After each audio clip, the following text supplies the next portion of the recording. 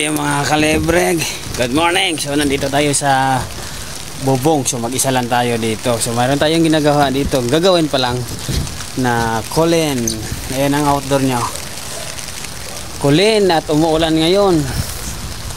So bubuksan natin to mga kalibre. Ang error nito daw ay purchase order. So ayos, buksan natin muna. Yun, so mga kalibre, ito tanggal natin yung board ng kulin. So ito, so ang error na dito is PO error. So common problem man to. So kahit mga student tinuturuan ko, so kayang-kaya na itong problema ng error. Basta practice lang ng hinang, kasi napaka-importante yung hinang mga kalibre. So ito, papakita natin mamaya ito kung ano yung pinalitan natin. So hindi na natin to isa-isahin, direct na lang natin to tuturo kung ano yung pinalitan natin. Ayos. Dito to, umuulan pa rin eh. Yan, nakapayong pa rin ako. Yan, lakas ng ulan. Ay hindi naman malakas, may na lang. So ayos.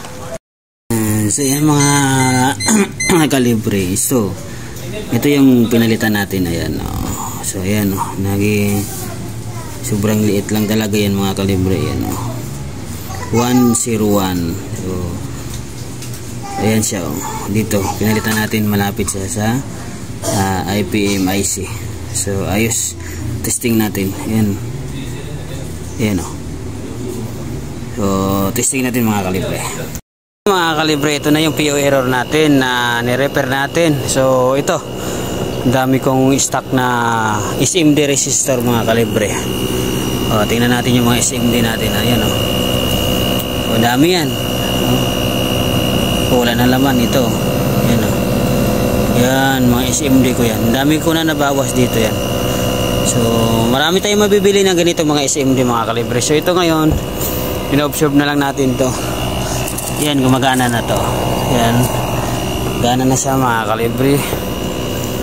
So yun, tama-tama, wala nang ulan. So yan